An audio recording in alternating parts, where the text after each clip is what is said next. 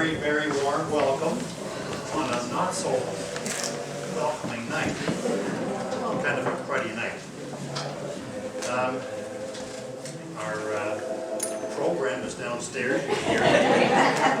Yeah. And so a special warm welcome, not only to them, which they can't hear me say that, but to their family and friends who may be here with them tonight.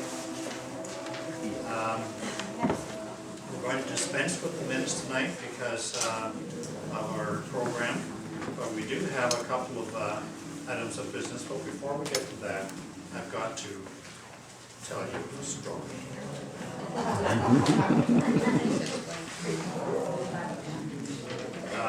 This has to do with seniors. Oh yes, I'm one.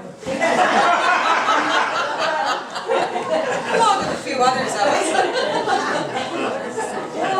My apologies to George Phillips here, who is in our group, because you've heard this before, George. This is a little story about George Phillips and his wife, not this George. Oh.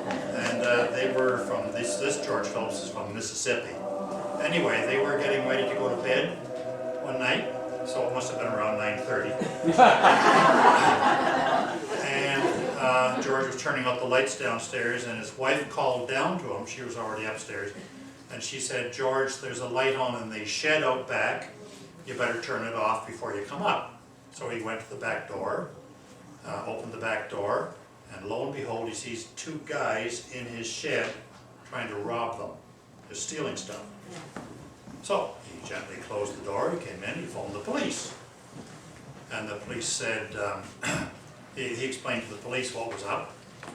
And the police said, "Well, are they in the house?" And he said, "No." He said, "Well," the policeman said, "Well then, we really don't have a patrol car available to come to your place right now then. Just go in the house and lock the doors. And we'll come whenever we can."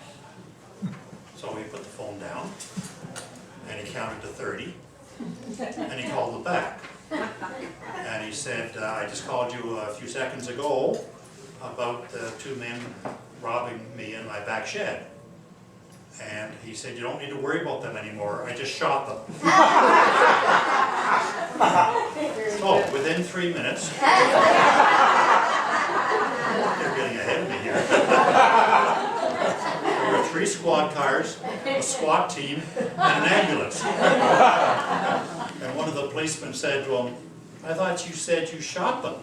They arrested these guys, I didn't progress, you see. And he said, "I thought you said you shot them." He said, George said, "I thought you said there were no patrol cars." The moral of the story is, don't mess with old folk. It's actually a riddle.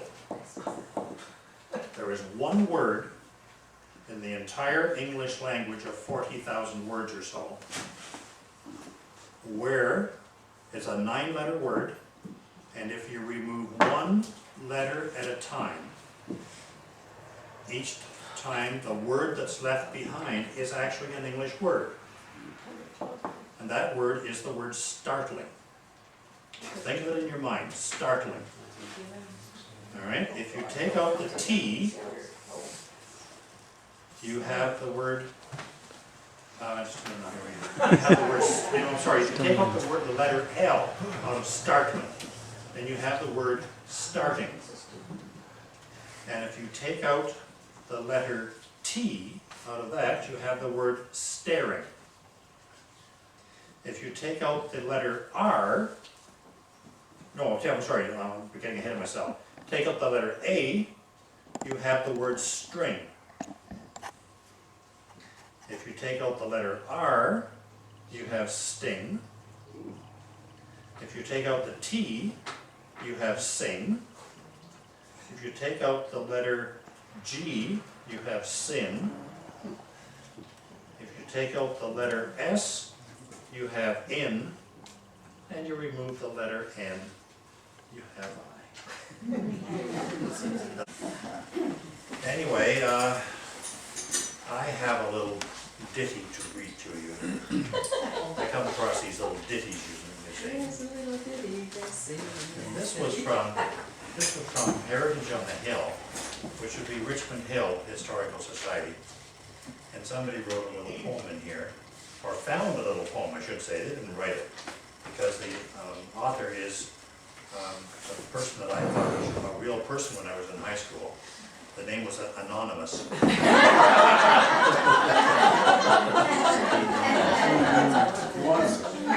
took me a long time to figure that out.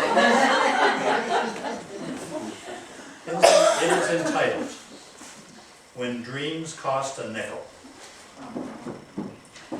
A coin was a treasure to hold and adore, when dreams cost a nickel and I was just 4.